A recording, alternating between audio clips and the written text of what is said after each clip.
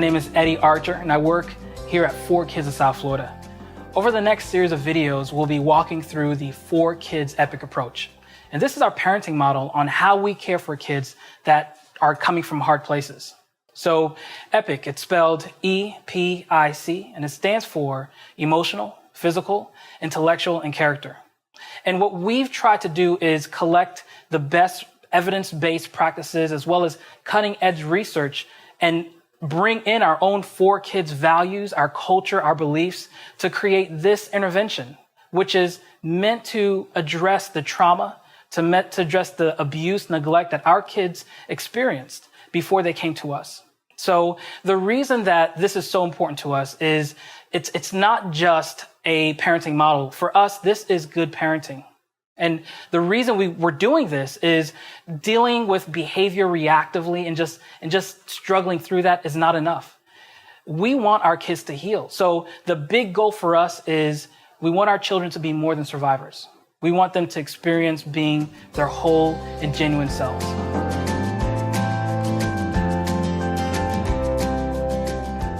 In order for us to implement the 4Kids EPIC approach, we have to begin with learning who our children are.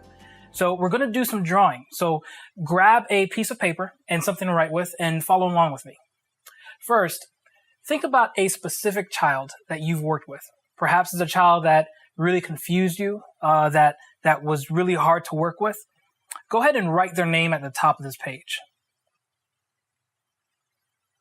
Now that we have that, I'd like you to draw a line in the middle of your paper. On one side, go ahead and draw 0, and on the other side, draw 100. So for us, 0 is going to represent the real child. And when I talk about a child being the real and genuine selves, this is exactly what we're describing.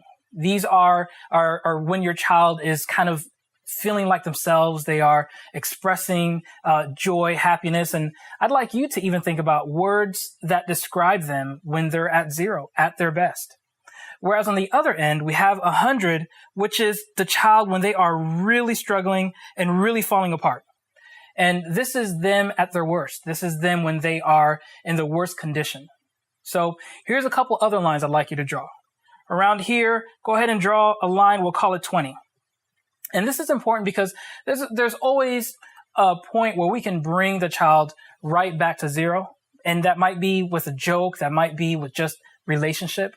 But I also want you to find another line around here. We'll call it 80.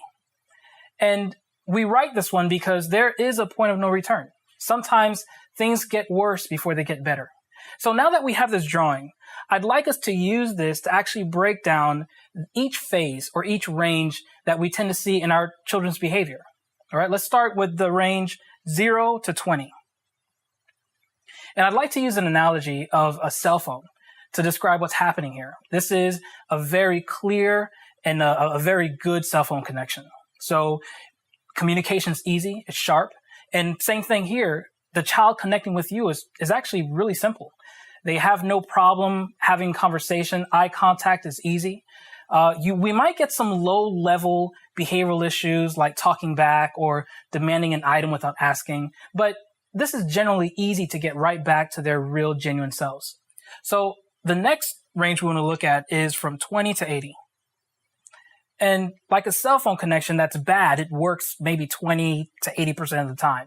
So what you might hear and what you might get is static. You might get calls that drop in and drop back out, and it requires you to be a little bit more patient, a little bit more attentive to get the message. And that's the same thing happening with our child. They're losing control. They're losing connection with you. There's moderate to little eye contact, but what you will see is non-compliance. You're going to see aggression, intimidation. One of the things to keep in mind at this stage is that they're quickly depleting their emotional and physical strength. All right, let's move over to the next section, which is from 80 to 100. And this is a cell phone that is out in the middle of a desert by itself. There is absolutely no connection. And this is a child that is not connected to you. And many times they're not connected to themselves.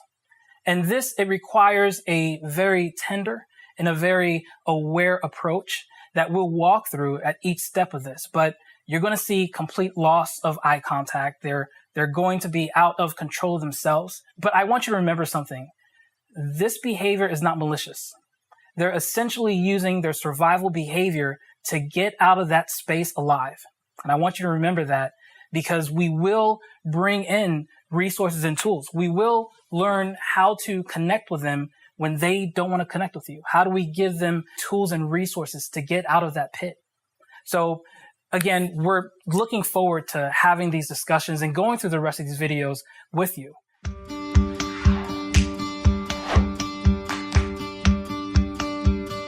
I want to take you through the letter E of EPIC, which stands for emotional. This is where we ask the question, how can I stay connected? So how can we stay connected? I mean, granted, it's easy to connect with a person who wants to connect with you, but how do I connect with somebody who is having emotional and behavioral issues? How do I connect with somebody who wants nothing to do with me and doesn't even want me in the room? Here's the bottom line. We have to meet them where they are. It's possible to connect with your child regardless of their ability to connect with you. So in order to take a look at this, let's take another look at our 0 to 100 drawing that we did earlier. Once again, in your drawing, as you remember, we had a line right in the middle, 0 or 100, or 20 and 80. So let's start off with the 0 to 20 range, right about here. And remember, this is our strong self-will connection. So connecting is both simple and it comes very naturally. The thing we want to remember is to build capacity for our kids to learn to connect. The longer they live in connecting with you, the easier it will be for them to repeat it. So practice eye contact, practice holding a conversation, play games with your child, learn to be silly. It's my hope, it really is my hope, that every one of our parents will learn to develop a hearty laugh, a laugh that shakes the ground, that allows you and your child to feel completely free. Now let's move on to the 20 to 80 range, right around here. Now remember, this is our spotty cell phone connection. So we have to have patience and get creative with our attempt to connect with your child. So here's some shortcuts that I recommend. 1, learn to say yes more. Create situations where the end result is you saying yes. Here's an example. I think I bought too much ice cream. The child looks at you and say, well, can I help you with that and take some ice cream? Yes, you can. That opens a door to allow you to connect with them. Here's another way. Learn to give your child a win. If I can find a safe way to help a child feel in control, chances are that they will actually relinquish control to me later. That's trust that they'd be developing. Another key thing to keep in mind here is to name their emotion. Name the reason for their emotion, and then validate the reason through connection. Here's an example. Buddy, you're angry. I named the emotion. You're angry because you want to watch TV and I'm asking you to turn it off. I named the reason. And I get it.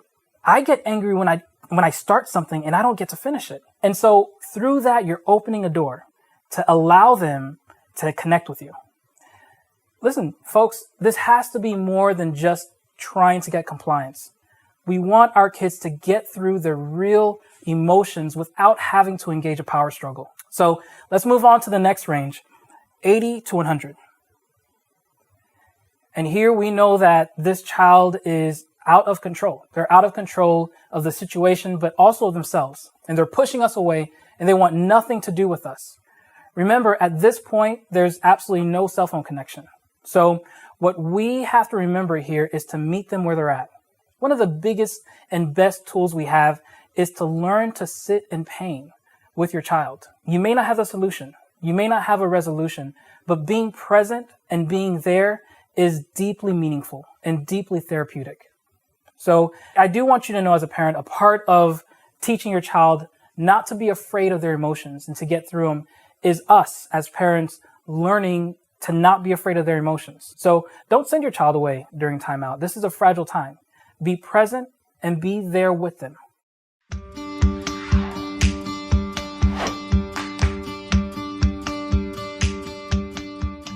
So I'd like to start with talking about the letter P of EPIC, which stands for physical. Here we ask the question, how aware am I? Let me ask you, how aware are you of your child's present needs? When was the last time they had a meal? How was their sleep last night? Or how is the noise of their current environment influencing their behavior? So we want to focus on two things to answer this question. the needs of the body and the needs of the brain. Let's start with the body. The body needs food and water, and we know this. I know what happens to me when I haven't eaten a meal in a while, or the migraines I might get if I haven't drank enough water. We have to remember this for our children as well. Research shows that children are more prone to aggression, anxiety, difficulty focusing, all connected to low hydration and nutrition. So, perhaps our kids don't have behavioral problems. Maybe they're just hungry and thirsty. So here's a rule of thumb. Food intake should happen every 2 hours. For water, here's some guidelines to think about. For a 4 to 8-year-old, we should try to take in about 5 cups of water. For a 9 to 13-year-old, it should be more along the lines of 8 cups. And for a 14 and up, we're talking about 12 cups of water, which is all the water that you see here. So let's move on to the needs of the brain. Think about the last time you were at a grocery store and you walked by one of the aisles and there was a little guy or girl completely screaming their heads off. And, for some of us, that was our child, right? But we can probably guess that they're falling apart because they were denied the candy bar or the sugary cereal that they wanted.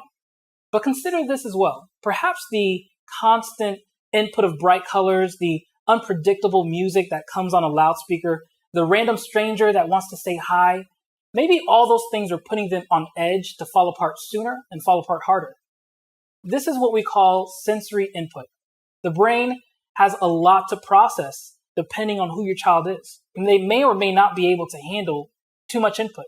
So one of the best things we can do is learn who our children are and learn how they handle different types of sensory input. So let's take a look at our 0 to 100 chart to map out how we're going to address the needs of the brain and body. All right, so of course we had our line, a 0, we had our 100, 20 right about here, and then 80. So let's start with looking at what's happening 0 to 80. And I'll tell you, this is a phase where we always want to remember, bring them water as needed and give them food every 2 hours. One of the key things that we want to focus on in this phase is sensory activities. The best way to help them build their capacity to handle more sensory input is through practice, it's through play. So bring up activities like playing with a water bucket with toys in it, do activities with spinning, bring out the Play-Doh, and just have fun with different sensory input. So let's move on to the next stage here, which is 80 to 100. Now, we know that this is where our children are feeling out of control. They're out of control of the situation, but they're also out of control themselves. Hydration and nutrition become crucial because one of the things that we remember is that at this stage, they are quickly depleting their physical and emotional energy. So make sure you get them water and bring them a protein bar as well. Also, remember the sensory activities that they are good at and that they tend to gravitate towards. Right? So perhaps your child prefers to be running around and tumbling. It might be a good idea to bring them outside and allow them to run around the backyard. Perhaps your child can't handle too much sensory input. You may want to bring them to a room and dim the lights down and allow them to sit in a calming environment. It's said that a person doesn't care how much you know until they know how much you care. And taking care of the basic needs of the brain and body of our kids is a very important part of how we show our kids that we care and that we're absolutely there to support them.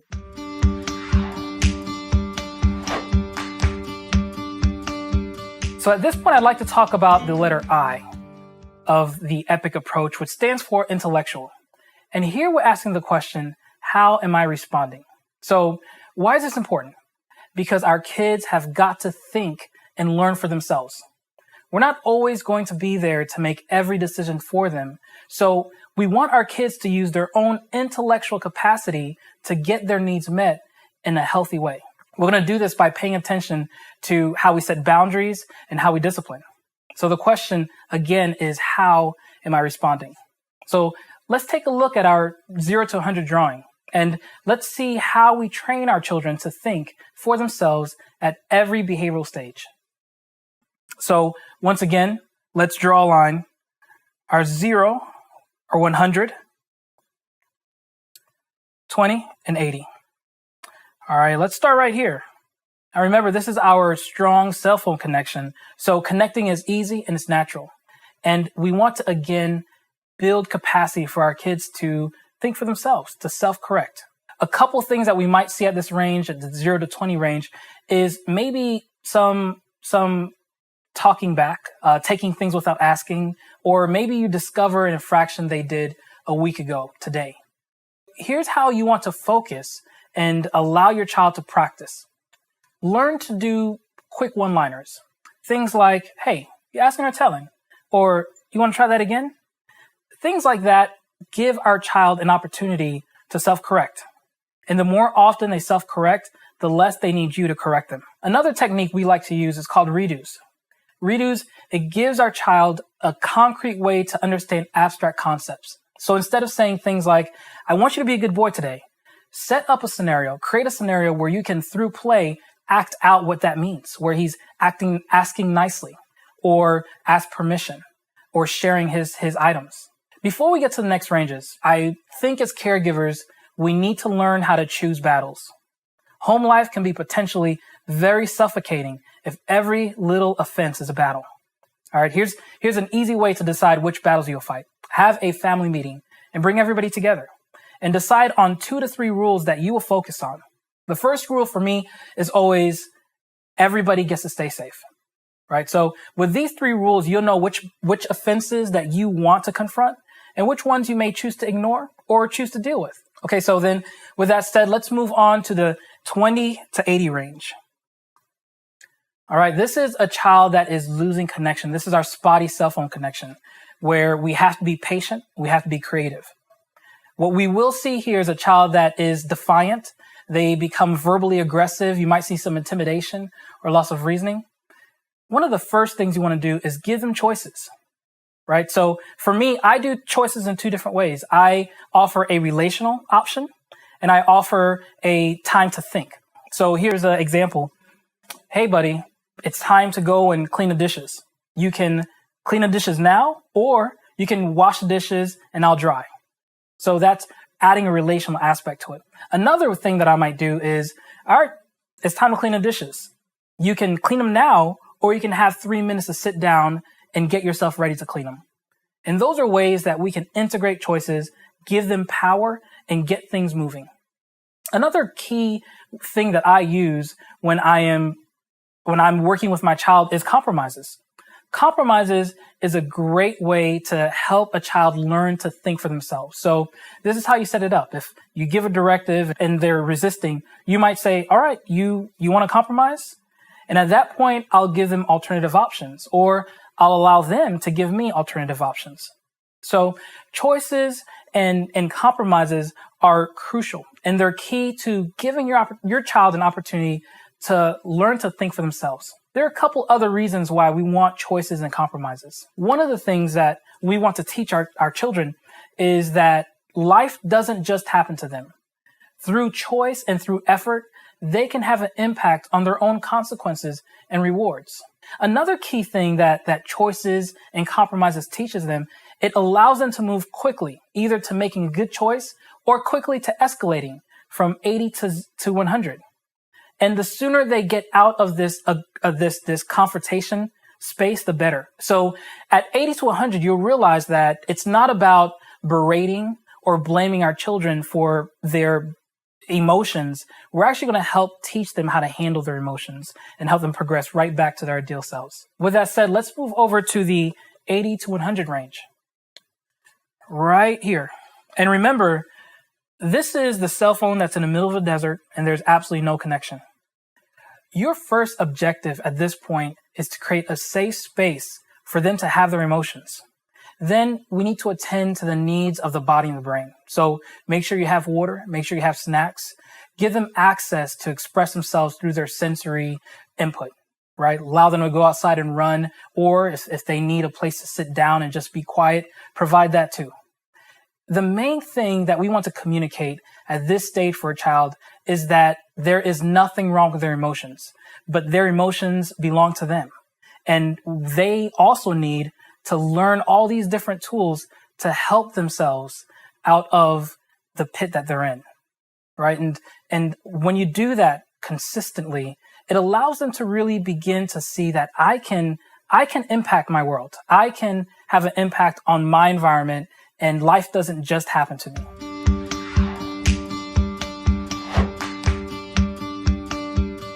So let's take time and talk about the letter C of the EPIC approach, which stands for character. We believe the best way to build the character of a child is through modeling from a safe adult. Now, there are two truths to consider. One, we can't take a child where we ourselves have not been. And two, if you burn out, everybody loses. So you have to take care of yourself. So we're going to take a look at our 0 to 100 chart, except this time, we're going to pay attention to you, the caregiver. We're going to talk about how do you take care of yourself at each stage of the behavior. All right, so let's get started with our chart. Do you remember? Again, we have our line 0, 100, all right, 20 and 80. And let's get started right over here, 0 to 20. One of the important things to remember is to use humor. I want you to learn to laugh and make laughter a very real part of your home life. Make sure it's not sarcasm and make sure it's not degrading. But like I said earlier, learn to use a hearty laugh that lightens up the room, because humor keeps the environment light, but it also keeps you in mind of joy. So let's make sure also that you're taking care of yourself. That means you're eating well, you're exercising, you're taking care of your closest relationships, like your marriage. And of course, you're meeting your spiritual needs. So let's move on to the 20 to 80 range. Here, we want to be aware of your emotions. Remember, what we're getting from our kids at this stage is a lot of defiance, a lot of resistance. They're saying no. And what's important is that we can ignore behavior all day, but you can't ignore how you feel.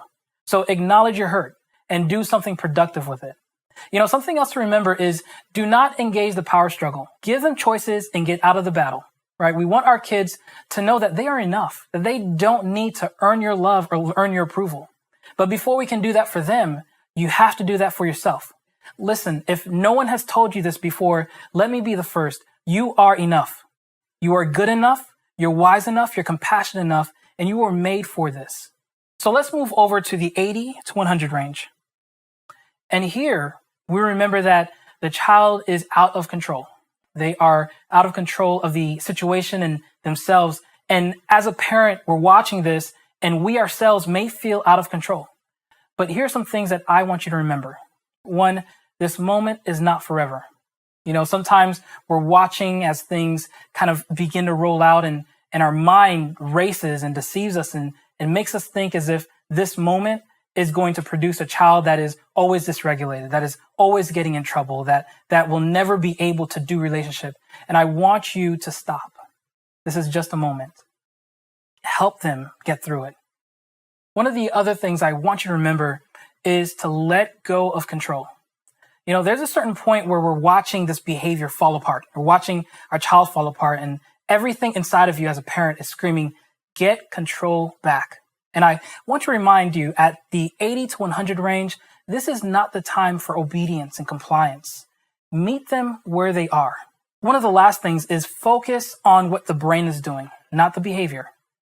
Realize that when a child enters this stage where they are completely out of control, their body is being pumped with adrenaline, they are in a rush, and essentially they're just trying to get out of the situation alive. And if we understand that this is an issue that the brain is doing, not necessarily a malicious issue of their behavior, then we can bring in resources and help them address it.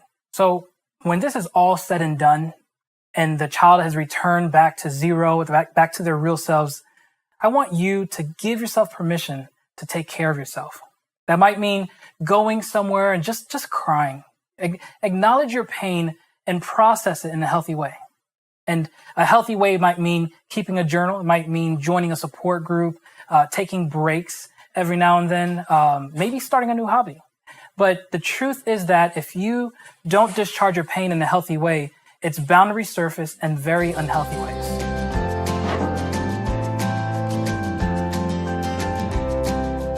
I am so grateful that you took the time to walk through each of these videos as we discuss together the 4Kids EPIC approach. So in our time, we've talked about E, which stands for emotional. And here you ask the question, how am I connecting? And you learned how to connect with a child regardless of the behavioral stage. We talked about P, physical. And you ask the question, well, how aware am I? And here we learned how to meet the basic needs of the brain and body. The other thing that we talked about was I, intellectual.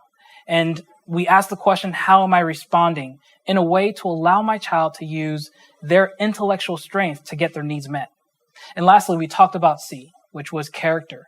And for us, we learned that taking care of myself is just as important of my care for my child. So I, again, am so grateful for our time here. I want you to feel supported, and I want to make sure that we are here for you. So if you find that you need additional support, feel free to reach out to us here at 4Kids. Thank you.